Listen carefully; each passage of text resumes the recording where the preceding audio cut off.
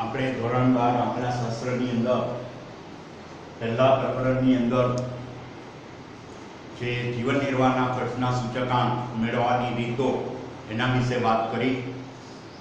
હવે જીવન નિર્વાહના ખર્ચના સૂચકાંક, એના ઉપયોગો અને મર્યાદા એના વિશે વાત કરીશું. હવે એ જે સૂચકાંક છે એના જે ઉપયોગોની તમારે બહુ મહત્વના છે, એના ઉપયોગો પરીક્ષાની દ્રષ્ટિએ પણ આ મહત્વના છે. એટલે એના ઉપયોગો માટે ખાસ કરી તો આપણે જુદા જુદા વર્ગ માટે, જે તે વર્ગ માટે આપણે સૂચકાંક મેળવીએ છીએ જીવન નિર્વાહના ખર્ચનો. એટલે આ સૂચકાંકની મદદથી આપણને એ જે તે વર્ગના લોકોની નાણાંની સાચી ખરીદ શક્તિ આપણે જાણી શકીએ છીએ. અને વાસ્તવિક વેતન, ખરેખર વાસ્તવમાં એમને કેટલું વેતન મળવું જોઈએ, એ વાસ્તવિક વેતન જાણવું હોય તો એ પણ જાણી શકાય છે. નાણાંની સાચી ખરીદ શક્તિ પણ જાણી શકાય છે. અને એના માટે આ તમારે નાણાંની સાચી ખરીદ શક્તિ એટલે નાણાંની ખરીદ શક્તિ, આ સૂત્ર પણ યાદ રાખવાનું છે. તો 1/, જીવન નિર્વાહના ખર્ચનો સૂચકાંક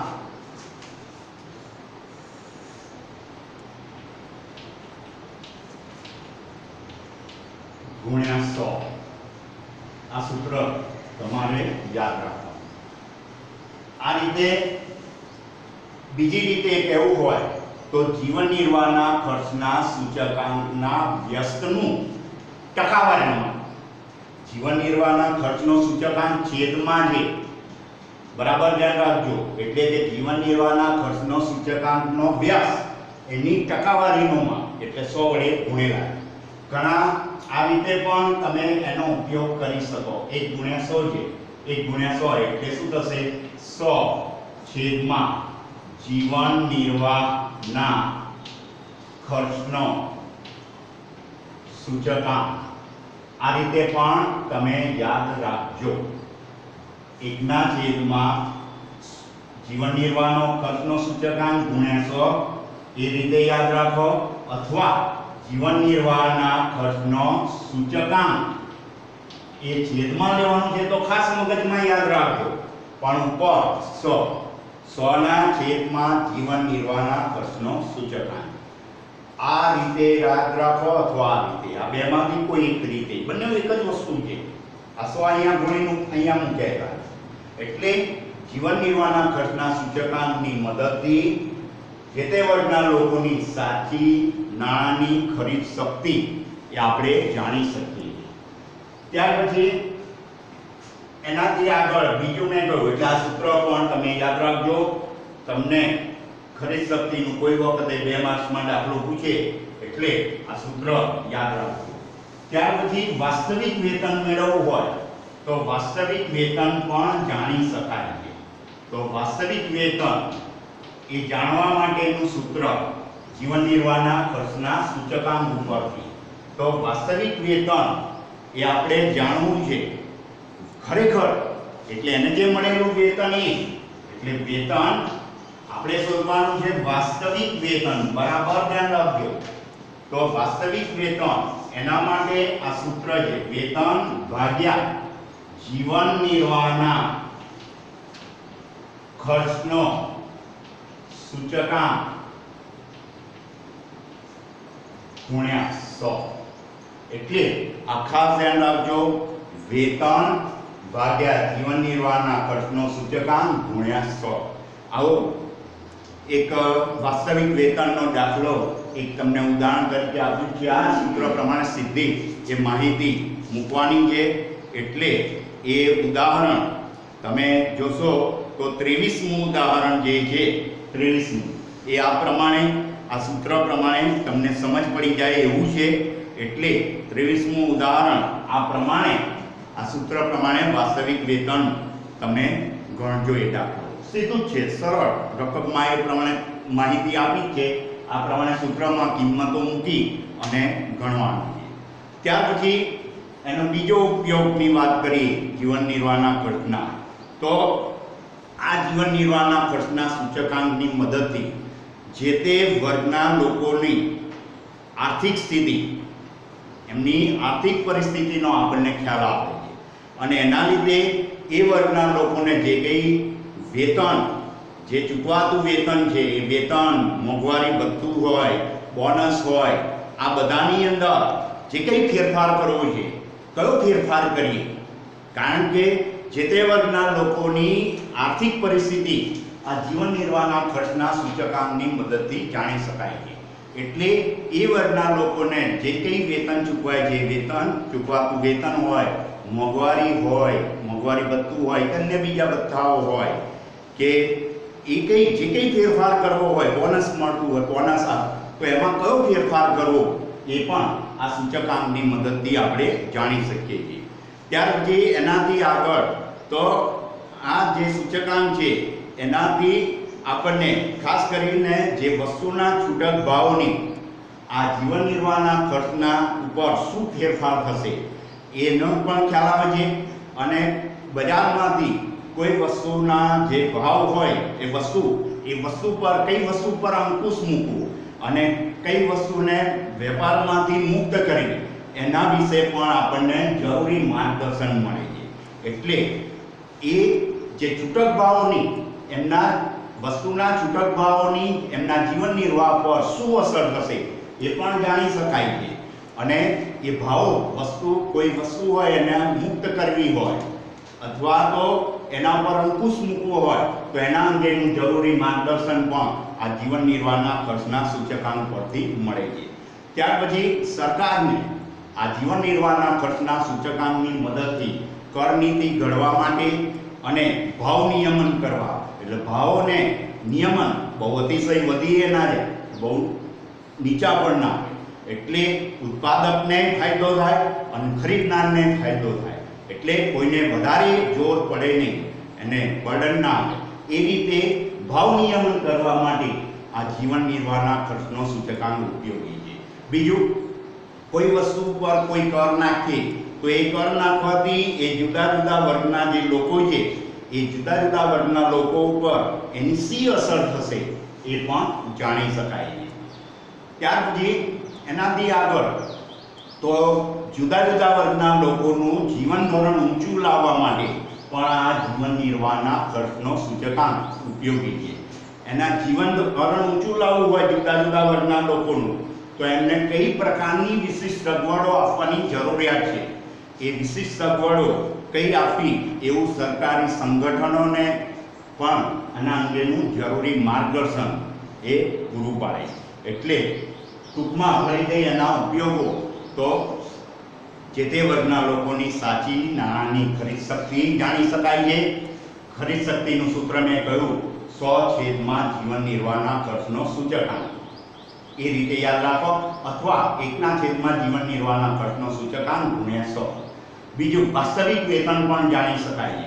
તો વાસ્તવિક વેતન માટે સૂત્ર મગજમાં યાદ રાખજો, વેતન છેદમાં જીવન નિર્વાહના ખર્ચનો સૂચકાંક ગુણ્યા 100. ત્યાર પછી જે તે વર્ગના લોકોની આર્થિક પરિસ્થિતિ જાણી શકાય છે. એના લીધે એ વર્ગના લોકોને ચૂકવાતું મહેનતાણું હોય, વેતન હોય, મોંઘવારી ભથ્થું, બોનસ એ બધામાં શું ફેરફાર લાવવો એના વિશેનું જરૂરી માર્ગદર્શન પણ મળી રહે છે. વસ્તુના છૂટક ભાવ ઉપર, છૂટક ભાવની આ જીવન નિર્વાહ પર, લોકોના જીવન નિર્વાહ પર આ છૂટક ભાવની શી અસર થશે અને વસ્તુને બજારમાંથી મુક્ત કરવી કે અંકુશ મૂકવો એના વિશે પણ આપણને જરૂરી માર્ગદર્શન, કર નીતિ ઘડવામાં પણ, ભાવ નિયમન કરવા માટે અને લોકોનું જીવન ધોરણ ઊંચું લાવવા માટે, તો આ બધા એના ઉપયોગો છે. હવે ઉપયોગોની સાથે એની મર્યાદાઓ પણ છે. તો ઉપયોગોની વાત કરી, હવે મર્યાદાઓ, જીવન નિર્વાહના ખર્ચના સૂચકાંકની મર્યાદાઓ. તો આ જીવન નિર્વાહના ખર્ચનો સૂચકાંક છે તો આપણા સમાજની અંદર એક જ વર્ગ હોતો નથી, જુદા જુદા વર્ગો હોય છે અને બધા જ વર્ગો માટે એક જ સૂચકાંક મેળવવો એક જ સૂચકાંકની રચના કરવી એ શક્ય બનતી નથી, કારણ એક સૂચકાંક એ બધા જ વર્ગો માટે ઉપયોગી હોતો નથી, એટલે દરેક વર્ગ માટે અલગ અલગ સૂચકાંક રચવી પડે, પણ એ રચી શકાતો નથી. બીજું, કોઈ એક પ્રદેશ એના કોઈ એક વર્ગના સૂચકાંકનો ઉપયોગ અન્ય પ્રદેશના બીજો કોઈ પ્રદેશ હોય એના એ જ વર્ગના લોકો માટે એ સૂચકાંકનો ઉપયોગ થતો નથી. દાખલા તરીકે ગુજરાતના મધ્યમ વર્ગના લોકો માટે આપણે એક પ્રદેશ લઈ લઈએ, આપણું ગુજરાત, તો ગુજરાતના મધ્યમ વર્ગના લોકો માટે આ જે જીવન નિર્વાહના ખર્ચનો સૂચકાંક રચ્યો હોય એ તો મહારાષ્ટ્રના અથવા તો બીજો કોઈ પ્રદેશ લઈ લો, તો આવા બીજા કોઈ પ્રદેશ એના મહારાષ્ટ્ર હોય, રાજસ્થાન હોય, કોઈ પણ કે મધ્યપ્રદેશ હોય, એના મધ્યમ વર્ગના લોકો માટે આપણા ગુજરાતના મધ્યમ વર્ગ માટે જે સૂચકાંકની રચના કરી એ મધ્યપ્રદેશ કાં તો રાજસ્થાન એના મધ્યમ વર્ગના લોકો માટે એ સૂચકાંક ઉપયોગી બનતો નથી, એટલે એના માટે એ બિનઉપયોગી. એટલે જે પ્રદેશના જે લોકો માટે સૂચકાંકની રચના કરી હોય એ જ પ્રદેશના એ વર્ગના લોકો માટે એ ઉપયોગી બને છે.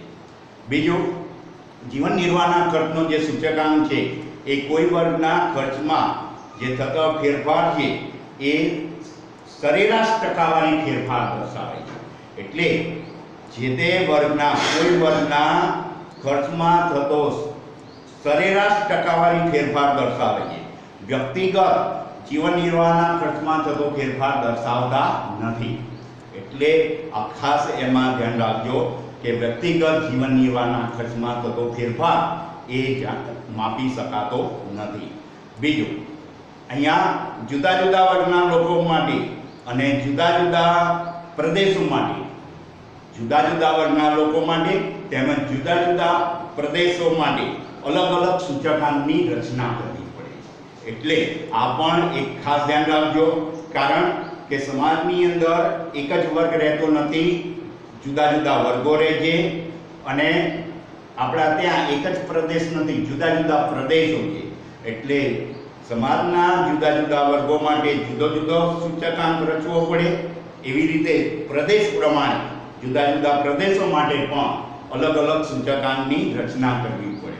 ત્યાર પછી એક જ વર્ગના લોકોના ખર્ચ એ કોઈ પણ એક વર્ગ લઈ લો અને એના લોકોના ખર્ચ એમના કુટુંબ, એ કુટુંબના કર, એ કુટુંબની રહેણીકરણી, શોખ, ટેવ આ બધી બાબતો ઉપર આધારિત છે, એટલે એક જ વર્ગના બધા જ લોકોના ખર્ચનું પ્રમાણ એક સરખું હોતું નથી. તમે કોઈ એક વર્ગ લઈ લો, હવે કોઈ વર્ગમાં શું હોય કે કોઈ કુટુંબ એ મોટું હોય, એમાં સભ્યોની સંખ્યા વધારે હોય, તો એની અંદર ખર્ચો વધારે આવશે.